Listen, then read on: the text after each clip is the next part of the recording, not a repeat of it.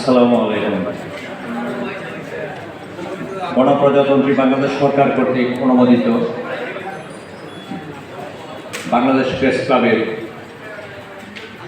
একটি জেলা শাখা বাংলাদেশ প্রেস ক্লাব লালমনিরহাট জেলা শাখার আজকে ত্রিবার্ষিক সম্মেলনের সম্মানিত সভাপতি, উক্ত জেলার সভাপতি এবং রংপুর বিভাগীয় সভাপতি সাংবাদিক এস.আর. রতন আজকে উপস্থিত আছেন। আজকে এই অনুষ্ঠানের আমরা যাকে প্রধান অতিথি করেছি, যে মানুষটির গুণাবলী বলে শেষ করা যাবে না, সারাটা জীবন যিনি মানুষের অধিকারে নিজেকে ত্যাগ করেছেন, নিঃশেষে করে যাচ্ছেন, সেই গণমানুষের নেতা, সাবেক জনপ্রতিনিধি, সাবেক মাননীয় মন্ত্রী এবং সর্বশেষ জাগোবাহী তিস্তা বাঁচাও আন্দোলনের প্রধান সমন্বয়কারী, যার উদ্যোগে ধারাবাহিকভাবে তিস্তা বাঁচাও আন্দোলন কর্মকাণ্ড শুরু হচ্ছে, সেই মানুষ উত্তরবঙ্গ সহ আমাদের সর্বজন শ্রদ্ধেয় একজন শিক্ষাবিদ, অধ্যক্ষ, যাকে আমরা শুধু দুলুভাই নামে জানি। আমি ওনাকে আপনাদের সাথে সমন্বয় করে আমি দুলুভাই বললাম। আমাদের দুলুভাই সহ আমাদের আজকের এই অনুষ্ঠানে অনেক এলাকার যারা রাজনীতিক, যারা কর্ণধার, এর মধ্যে মমিন ভাই, মজনু ভাই, আফজাল ভাই, সালাম ভাই, সব রাজনীতিবিদদের মধ্যে সহ বিভিন্ন সিনিয়র সাংবাদিক যেমন লিটন ভাই, মিলন ভাই, আনোয়ার হোসেন, স্বপন ভাই সহ বিশিষ্ট ব্যবসায়ী ফরিদ হোসেন ভাই এবং এরকম আরও অনেকে যারা বক্তৃতা দিয়েছেন। বাংলাদেশ প্রেস ক্লাবের বিভিন্ন জেলার রংপুর বিভাগের 8টি জেলার অনেকের পক্ষে প্রত্যেকটি সভাপতি যারা বক্তব্য রেখেছেন, আমি স্বল্পতার কারণে সকলের নাম বললাম না, তারা সহ উপস্থিত সাংবাদিক সমাজের বিভিন্ন পেশাধারী মানুষ এবং সবাইকে সালাম এবং শুভেচ্ছা জানাচ্ছি। আমি সংক্ষিপ্ত বক্তব্য শেষ করব। আসসালামু আলাইকুম। সম্মানিত সাংবাদিক বৃন্দ এবং শুভাকাঙ্ক্ষীবৃন্দ, আমাদের একটি কথা আছে, সেখানে লেখা ছিল ব্যানারে, আজকে হয়তো সেটা যে কারণেই হোক লিখতে পারেনি।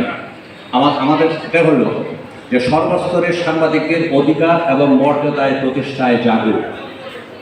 এই কথাটার সাথে আমাদের দুলুভাইয়ের সাথে আমাদের একটি মিল আছে। জাগোবাহের তিস্তা বাঁচাও, উনি কী চাচ্ছেন? তিস্তা বাঁচলে লালমনিরহাট বাঁচবে না, রংপুর বাঁচবে না, কে বাঁচবে? বাংলাদেশ বাঁচবে। আমার গ্রামের বাড়ি ময়মনসিংহ, আমিও বাঁচব। তিস্তা যদি না বাঁচে বাংলাদেশ বাঁচবে না। অতএব এই আন্দোলনে আমি সর্বাত্মক ওনার সামনে সকলকে সাক্ষী রেখে আমি একাত্মতা ঘোষণা করলাম। সর্বশেষে আমাদের যে রাজনৈতিক ভাই, সম্ভবত মজদুর ভাই সর্বশেষ বক্তব্য দেবেন, উনি একটা দাবি করেছেন, মমিনুল ভাই, হ্যাঁ মমিনুল ভাই আমার একটা দাবি করেছেন যে বাংলাদেশ প্রেস ক্লাব থেকে যেন এই সমর্থন দেওয়া হয়। গত 2 দিন আগেও দুলুভাইয়ের নেতৃত্বে তিস্তা বাঁচাও আন্দোলনের একটি হয়েছিল। রতন গিয়েছিল সেই গাইবান্ধা এই সম্মেলন বাস্তবায়নের জন্য দাওয়াত দিতে। সেখানে কথা হলো রতন গাইবান্ধার সকল কমিটি সবাইকে নিয়ে এই আন্দোলনে জড়ো হয়েছে। এটা ময়ূর ভাইয়ের উদ্দেশ্যে আমি কথাটা বলে দিলাম, একদম ডকুমেন্টস আছে ছবি সহ। এবং বিগত যে এই গত কয়েক মাসে যতগুলো আন্দোলন হয়েছে, প্রত্যেকটা আন্দোলনে রতন সহ আমাদের বাংলাদেশ প্রেস ক্লাবের দায়িত্ববান সাংবাদিকবৃন্দ সেখানে জড়িত ছিলেন। সম্মানিত সাংবাদিকবৃন্দ, আমি আরেক 2টা কথা বলে শেষ করব। সাংবাদিকতা জাতির চতুর্থ স্তম্ভ। সংবাদ সংগ্রহ করতে গেলে নির্যাতন করে, সংবাদ প্রকাশ করতে গেলে নির্যাতন সহ মামলা নিয়মিত। ইদানিং নির্যাতন, খুন আগের তুলনায় বেড়ে যাচ্ছে। আমরা সাংবাদিকরা শিক্ষিত মানুষ, আমরা সাংবিধানিক পদে আমরা পেশাগত দায়িত্ব পালন করি। আমাদের হাতে কোনো অস্ত্র নেই, কোনো লাঠি নেই, কোনো শক্তি নেই। আমরা জাতির জন্য কাজ করি। কেন আমাদেরকে মারে? আমরা সংবাদ সংগ্রহ করা, সাংবাদিক ছাড়া তো রাষ্ট্র চলতে পারে না, সরকার চলতে পারে না, কেউ চলতে পারে না। তাহলে তাদেরকে এই নিরীহকে আপনি যারা মারছেন তারা আসলে মূর্খ, অজ্ঞ, দণ্ড, বর্ব। কিন্তু এই কথাগুলো আমরা 54 বছর যাবৎ বলে আসছি।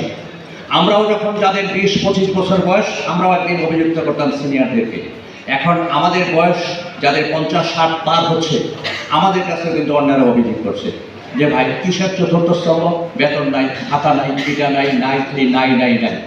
সারা দেশের মানুষ বিপদ থেকে উদ্ধার হওয়ার জন্য প্রেস ক্লাবগুলোতে আসে, সাংবাদিকের শরণাপন্ন হয়। আমরা কোথায় যাব? আমাদের যাওয়ার জায়গা কোথায়? আমরা রাজনীতিবিদদের কাছে যাই, কিন্তু এই যে রাজনীতিবিদদের কাছে যাই, একজন রাজনীতিবিদ আমাদেরকে এই পেশা কি করতে পারেন? আমরা তার একটা সিস্টেম পরিবর্তন করতে পারেন। পত্রিকার বেতন যে দিচ্ছে না, এখানে রাজনীতির কি ভূমিকা আছে? এটা তো কমার্শিয়াল প্রতিষ্ঠান। এখন পত্রিকাগুলো তো একটা শিল্প, এটা কত শিল্প ঘোষণা করা হয়েছে, এখানে তো টাকা দিতে হবে সাংবাদিকদের। তাহলে এই বিষয়টা একটা সিস্টেমের বিষয়। কেন আমরা রাজনীতির কথা বলছি? রাজনৈতিক দলগুলো যখন নির্বাচিত হয়, একটা নির্বাচিত সরকার যখন সরকার প্রধান, তারা একজন সিদ্ধান্ত নেবেন, অথবা দুলভাইদের মতো যারা যে জনপ্রতিনিধি, তারা যখন প্রস্তাবনা রাখবেন যে হ্যাঁ পত্রিকা বের করবো, বেতন দিতে হবে। অর্থাৎ গণমাধ্যমের বেতন ছাড়া কোনো পত্রিকা, টেলিভিশন, রেডিও, অনলাইন সংবাদ সংস্থা কিছুই বের করা যাবে। একটা গার্মেন্টস শ্রমিকের নিরাপত্তা আছে অর্থনৈতিক, আমাদের কি নিরাপত্তা? এখন প্রশ্ন হলো আমরা কীভাবে চলি, এই কথার ব্যাপক কথা পরে আরেকদিন আমরা পরের সেশনে আমরা বলবো। অতএব এই জিনিসগুলো আমি দুলভাইয়ের মাধ্যমে, আমরা আজকে দুলভাই বুঝে গেছেন, ওনার জন্য আমরা জনগণের মনের কথা আল্লাহ যদি কবল করে নেয়, তাহলে তো সেই বান্দার সার্থক। আগামী নির্বাচনে 100% উনি জনপ্রতিনিধি নির্বাচিত হবেন। আজকে আপনাদের সকলের কথা থেকে আমরা এটি জানলাম। বিগত দিনে মন্ত্রী ছিলেন, উনি আরও সিনিয়র মন্ত্রী হবেন, সেটাও আমরা আশা রাখি, বিশ্বাস করি, এবং সেই স্বপ্নটা আমরা মনে প্রাণে এখনও চিন্তা করি। এবং যখন উনি সংসদে যাবেন, মন্ত্রী হবেন, আমরা বলবো সাংবাদিকদের জন্য আপনি যদি কিছু করার থাকে, আপনি একটু সর্বোচ্চটা করবেন। আপনার কাছে দাবিটা বেশি। আরেকটা কথা, আপনি একজন শিক্ষক, আপনি একজন প্রথিতযশা একজন শিক্ষাবিদ, একজন অধ্যক্ষ। আমার বয়স অনুপাতে বর্তমান আমি 1980 সালে এসএসসি পাস করেছি। সেই 80 সালের পরে আজকে পর্যন্ত আমি যতদূর জানি, স্কুল কলেজে সাংবাদিকতার উপরে কোনো একটি বৈধ দূরের কথা, একটা পাঠ্যসূচি নাই। এই দাবিটা বিশেষ করে আমি দুলভাইয়ের কাছে আমি জানিয়ে রাখলাম, যখন আপনি সংসদে যাবেন, এই বিষয়টা আপনি যদি একটু প্রস্তাবনা রাখেন যে একটা বই, সাংবাদিকতার এখন 1000-এর উপরে মিডিয়া, আপনার কাছে অনেক টাকা আছে, বিল্ডিং করবেন লালমনিরহাটে, এটা উদাহরণ, কিন্তু শ্রমিক নেই। শ্রমিক আছে, অভিজ্ঞ শ্রমিক নেই, আপনি বিল্ডিংটা কী করে করবেন? তাহলে এখন যে মানুষ সমানে এই লাইনে আসতেছে যে পত্রিকা করবে, টেলিভিশন করবে, গণমাধ্যমে করবে, কিন্তু সাংবাদিক কোথায়?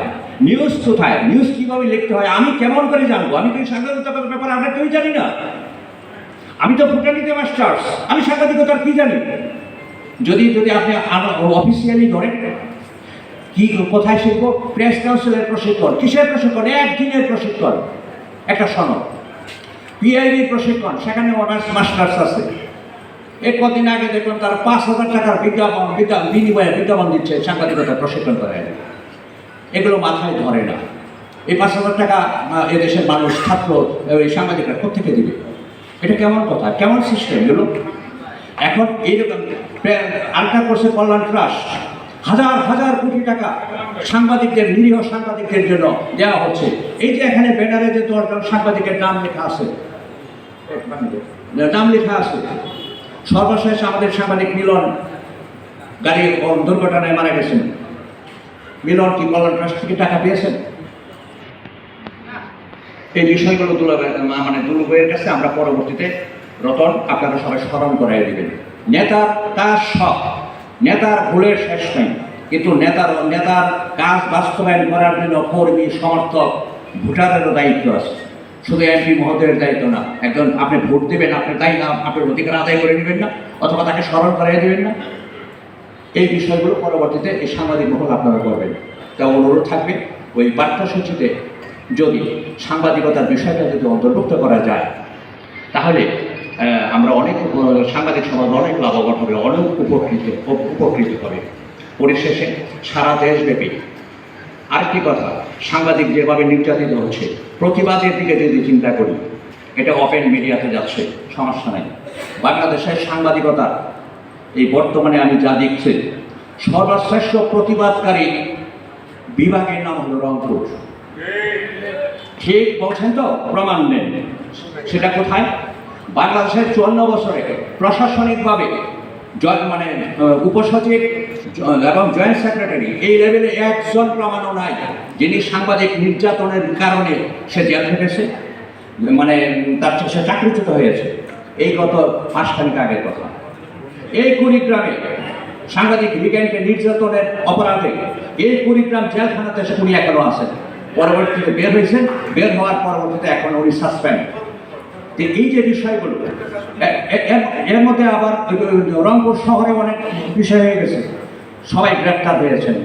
এই বিষয়ে কিছু আশার প্রদীপ দেখলেও আমি দলুভাইয়ের কাছে আমি এই মুহূর্তে আবার দাবি করব, এই বিষয়গুলো আপনি যদি আমাদের সাংবাদিকদের প্রতি এই টেকনিক্যাল বিষয়গুলো যদি একটু নজর রাখেন, একটু সচেতন নাগরিক মানুষ হিসাবে, তাহলে আমাদের জন্য অনেক মঙ্গল হয়। আমরা আপনাদের সাথে সাংবাদিকরা আগে থেকে ছিলাম, আমরা এখনো আছি। আপনারা বলছেন উনি রংপুরের কৃতি সন্তান, কিংবদন্তি, গণমানুষের নেতা। না, একজন মানুষ যখন বড় হয়ে যায় সেই মানুষের আর বাড়ি থাকে না। আমি যদি বলি যে ওনার বাড়ি লালমনিরহাট, না, ওনার বাড়ি সারা বাংলাদেশ। আর তেমন কিছু বলবো না, অনেক কথাই ছিল। এই কাজগুলো কেন পরিশেষে আমি কেন দলুভাইয়ের আগে অনুমতিটা নিলাম? একটি বাংলাদেশের সাংবাদিকদের এখন ব্যর্থতাটা একটু খালি দলুভাইকে 1 মিনিট বলে দেব। আপনারা চলেন না কেন, আপনারা পারেন না কেন, নির্যাতনের বিচার করতে পারেন না কেন? না, আমাদের কোনো ক্ষমতা নাই। তা আমাদের এই ক্ষমতাগুলো করার জন্য আমাদের নিজেদের যে ব্যর্থতা সেগুলো আমরা ভুলে গেছি। আমরাও শুধু চাই যে অমুকরে মাসে বিচার হোক, অমুক মারা গেছে 10 লক্ষ টাকা 50 লক্ষ টাকা দেয়া হোক, কিন্তু চাওয়ার মতো আমাদের সেই মানে হাত নাই, অথবা কৌশল জানা থাকলেও শুধু আমরা নিজেরার জন্য কাজ করি। এই 54 বছরের ইতিহাসে যত সাংবাদিক নেতা বাংলাদেশে দেখা গেছে সবাই নিজের আখের গুছাইছে, কোনো সাধারণ সাংবাদিক কিছুই পায় না। টেলিভিশন চ্যানেল থেকে শুরু করে, মিল ফ্যাক্টরি ইন্ডাস্ট্রি থেকে শুরু করে, পত্রিকা থেকে শুরু করে সকল কিছু ব্যক্তি সাংবাদিক নেতা অর্জন করেছে, কোনো সাংবাদিকরা পায় নাই। সুতরাং আমার দাবিটা হলো বা এটা হলো, যে কারণে আমি চিন্তা করে দেখলাম 71-এ সংঘবদ্ধ তা ছিল বলে আমরা বন্দুক কামান ছাড়াই লাঠি দাও কোরাল নিয়ে আমরা এত বড় একটা শক্তিশালী রাষ্ট্রকে আমরা পরাজিত করে এই দেশটাকে স্বাধীন করে ফেলেছি। শুধু সংঘবদ্ধ ছাড়া, সংঘবদ্ধ বীরের জাতি জাগায় সমাজ দেশ, একটা কথাই আছে। এই জন্য আমি ঘর থেকে বাড়ি থেকে বের হলাম যে সারা দেশ থেকে আমার সকল সাংবাদিকদেরকে, আমাদের সম্ভাবনা যে মানুষগুলো যারাই আছে, যে কয়জনই আছে, তাদেরকে একত্রিত করতে হবে, সংঘবদ্ধ করতে হবে। সংঘবদ্ধ না হলে আপনার আমার কথা কেউ শুনবে না, রাজনীতিবিদরাও না, প্রশাসনও না, জনগণেও না, কেউ শুনবে না।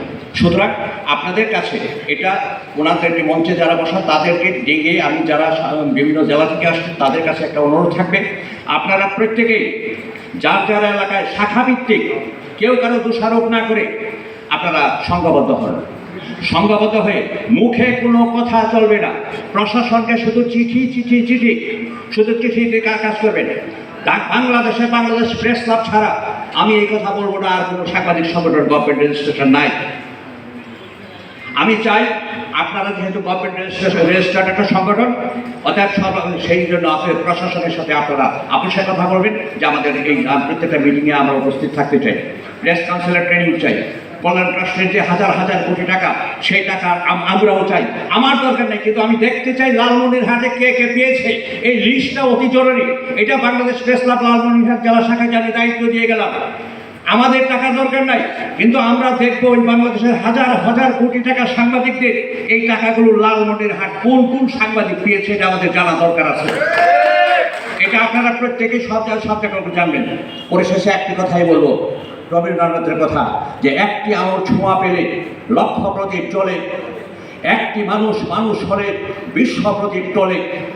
আজকে আমরা এখানে একজন গুণী মানুষ, অধ্যক্ষ হাবিব দলুভাই, উনি যে আজকে ওনাকে আমরা সর্বোচ্চ মধ্যমণিতে সম্মানিত দিয়ে আসলে আমরা নিজেদেরকেও কৃতার্থ মনে করছি, ধন্য মনে করছি। আমরা আগামী দিনে ওনাকে একটা দাওয়াত দিয়ে গেলাম। আমরা আগামী 1-2 মাসের মধ্যে বিভাগীয় সম্মেলন করবো রংপুর বিভাগে। সেই সম্মেলনে আমি এই মঞ্চ থেকে ওনাকে আমি অগ্রিম প্রধান অতিথি হিসাবে ওনাকে দাওয়াত থেকে উপস্থিত তারা এখানে বসা আছে, অনেক সময় ব্যয় করে অনেক গুণী মানুষ তারা এখানে বসা, তাদেরকে জনে জনে সবার প্রতি কৃতজ্ঞতা, সালাম এবং আপনাদের সালাম থেকে বিদায় নিল। আসসালামু আলাইকুম।